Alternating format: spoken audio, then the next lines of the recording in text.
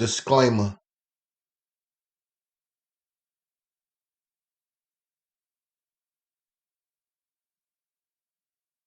Unapologetically Gangster, the Don Kawand story. Book 1, subtitle, Marlboro and Coney Island, Story 46.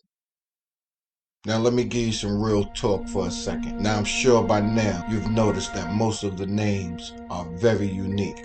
I'm not sure about the rest of the country, but during the mid-1980s, there was a black movement going on in New York City. An organization called the Five Percenters, which I believe was a branch off from the Nation of Islam, was growing popular by the day. The members shared black history and preached unity and peace amongst those living in the black community. The men referred to themselves as gods, and the women were considered earths. The universal greeting and goodbye was peace or peace God. The organization started as a positive movement and a very enlightening organization. It was like a gang, but on some black pride and knowledge sharing shit. You understand? This was way before the internet, so information was pushed through the streets. There were secret lessons that were passed around amongst the black community for those who wanted to get involved. Since I've always been hungry for knowledge, it gained my attention in the mid-1980s after being approached by an older brother from Marlboro, Infinite, aka Igar, a rough-looking fella that lived in Building 1, took me under his wing. His brother goes by the name of Everlasting, or Ev. For a long time I just heard about Everlasting, but I'd never seen him. He was in jail for popping off at the police. Unfortunately, they popped back, causing him to lose an eye. He was popular in the East 90s, Rutland Road area, in a dangerous location in Brooklyn. Hold on, wait 1 minute. Let me jump out of the story for a second. From this point on, I will no longer refer to a neighborhood in Brooklyn as dangerous. In the 1980s, the entire Brooklyn was hazardous to your health. Are we clear? Brooklyn was a dangerous city. Now back to what I was telling you. My man and big bro Infinite, who was a few years older than me, gave me some handwritten lessons of information that you could not find in any school books. I had to read and memorize the information to recite when requested. The lessons were very informative on black people being the original men, as well as getting knowledge of self.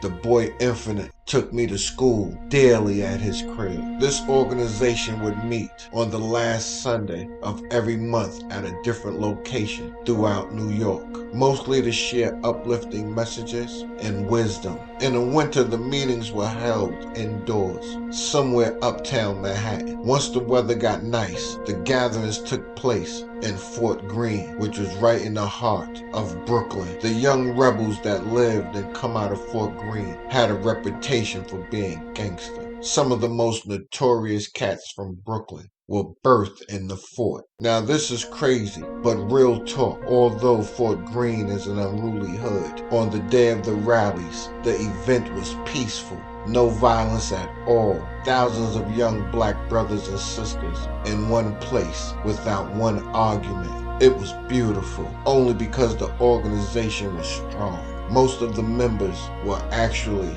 gangsters. Now, it was common practice that everyone involved would no longer go through life using their government name. Everyone involved changed their original birth certificate name to something more prideful and positive. And for a short time, I went by the name of Knowledge Understanding. It was given to me by iGod, and after mastering a few lessons, I began to lose interest in the group. But everyone throughout New York City that participated began changing their government-given names. Almost every young boy I knew changed their name. And although I'm no longer a member, definitely respect the God bodies. It was the first time in my life that my eyes began to open to systemic racism in this country. This is the end of Story 46, the Don Kawand story. Unapologetically Gangster, the Don Kawand story. Book 1, subtitle, Marlboro and Coney Island, Story 47.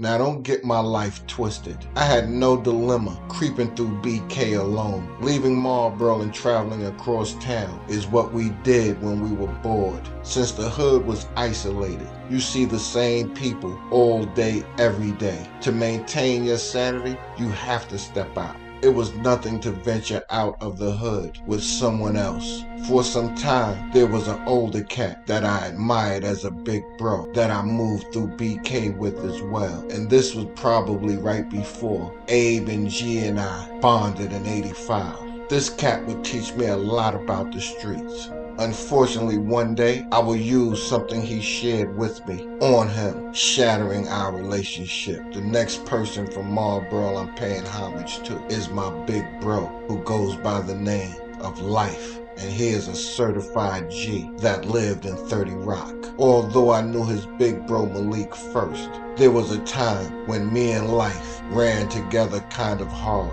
through Brooklyn. He was much older and looked at me as a little bro when moving through the city. Now the reason why Life and I met after his older brother is because he was big as a young teenager. I'm not sure what the charge was, but I do remember the day that he came home, only because his big bro Malik was crazy excited about that happening. Okay, Marlboro is where Life lived, but across town was his playground. He stayed jumping on the train and maneuvering to different parts of Brooklyn. And when he invited me to hang out one day, I was more than willing to see the world through his eyes. Now, my boy is not only a certified gangster, but a bona fide hustler. Believe that. He was always scheming on a buck, a true survivor. We spent a lot of time together downtown Brooklyn and running through Bedford-Stuyvesant, but he could not get me to do what I witnessed him doing. Now, Life was the weed man for downtown Brooklyn. I'm talking about thousands of pedestrians moving back and forth and in and out of stores or buildings. And this boy was not afraid to post up on Lawrence Street between Fulton Street and Willoughby Avenue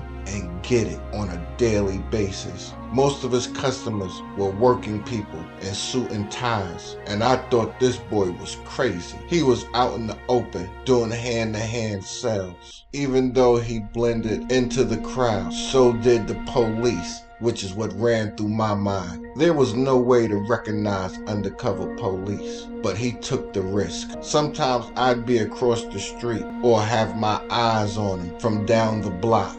Every day I thought he was going to catch a case by himself, but it never happened when I was around. He always broke me off something right before we would enjoy a couple of fish sandwiches from the best spot downtown Brooklyn. Every day Big Bro had another hustle up his sleeve, but the most memorable one is when he talked the store owner into buying a rock in a shoebox. You heard me right. The store owner thought he was purchasing a ratchet. Life had a rock wrapped neatly in a shoebox, and when he went into the store, went straight to work. I believe he flashed a real one on him a few days earlier before returning with the rock in the shoebox. Therefore, the store owner thought nothing as Life was looking around as if he was paranoid. He refused to pass the bag over the counter until he got the money in his hand. Once the transaction was over, he then rushed out of the store and we disappeared into the crowd.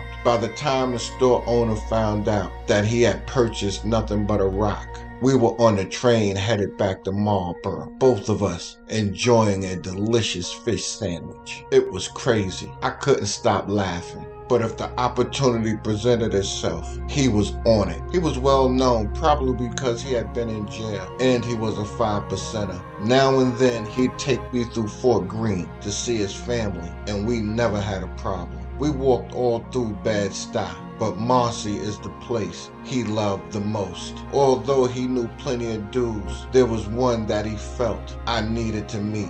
On a humble, we went out to Marcy Projects. Once out there, he took me to meet this dude named Powerful. Powerful was missing one leg, but I remember him having a mouth full of gold fronts. Life was paying homage. After we left, Big Bro explained to me some of the things that made Powerful a gangster. That's the only one that he introduced me to during our time hanging out. that I remembered. I've always been bad with names and was never quick to befriend anyone. Big Bro had plenty of jewels for me during our long train rides back to Marlboro from across town. He might not have known this, but I was paying very close attention to everything he said and everything he did. Unfortunately, we would grow distant and vengeance would linger inside of me after he broke my heart. This is the end of Story 47, the Don Kawand story.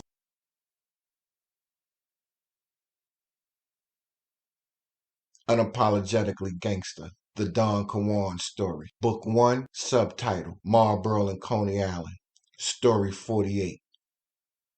Okay, now there's one thing that I did learn in life. When you do bad things to someone, the victim remembers every detail as if it was yesterday, while the wolf forgets the taste of blood. Now remember that. Before getting into how Big Bro put ice on my heart, let me give my boy his flowers for moving on a couple of burgers on my behalf. The first incident took place downtown Brooklyn. I had just seen Big Bro Life by Albee Square Mall, but kept on moving after speaking to him. Only because I was on a solo mission this day. But moments later, after I saw Big Bro, I run into this big light-skinned kid that had snatched my jewelry. He was in front of a store across the street from where G and I got it on with him and his partner. My eyes bucked like a deer in headlights. I doubled back to get Big Bro because the light-skinned dude had some size on him. He didn't recognize me when we snuck up on him in the doorway of a clothing store. We bum rushed him, and I was putting my razor blade on every part of his body. My Big Bro Life was putting heavy blows all about his face and body as we chased him up into the store. We didn't give chase when he ran up into the store, but I was more than satisfied at the work we put in. Life also put some work in on my behalf in Marlboro. This older cat from the other side of the projects named Anthony Parker, aka AP, put hands on me. AP was no slouch and was dating one of my partners in crime sisters at the time. I don't know all of the details except that my partner Lamar, aka LA from 30 Rock, took a tooth out of his mouth. AP had violated his sister or something, and in the midst of them tussling, LA knocked his tooth out. The tooth was embedded in his knuckle. Since I was on the sideline laughing, AP slapped spit out of my mouth, and it stunned me. I immediately spun off and headed to the crib to get the ratchet. I was crossing West 11th Street, which separated the two sides of the projects, with the strap on me. I'm in blackout mode. I was prepared to give it to AP, the hood way, when someone distracted me. Out of nowhere, I heard someone calling me. You okay? AP's over here from the building 10. And I believe it was Life, only because I must have mentioned it to him on my way to get the ratchet. The details are a little blurry, because like I said, I was in blackout mode. I just wanted blood. But after hearing my name, I doubled back across the street, headed toward building 10, which was on my side of the projects. While I'm sprinting back across the street to building 10 with the chrome in my hand, I hear a few shots pop off before I spin around the corner and notice AP stretched out on the steps of building 10. Life and another gangster from 30 Rock named Shorty Love were jogging into my direction. I'm not sure if Life or Shorty Love screamed out, Okay, come on. Got him already. Let's go. Come on. As they ran past me, I instinctively got on their trail. We ended up in my crib, and I called a cab to get them out of the hood. Now, Shorty Love lived in 30 Rock on the 14th floor and had two brothers, Big Jamel and Carson. And all three of these dudes are much older than me, but I've heard stories about their gangster. Yeah, Big Bro Life and I had lots of love for one another until one day Big Bro would eventually victimize me. He would test the G inside my soul and pay a heavy price. This is the end of Story 48, the Don Kawand story. Now subscribe, click like, and share, because somebody needs to hear this story.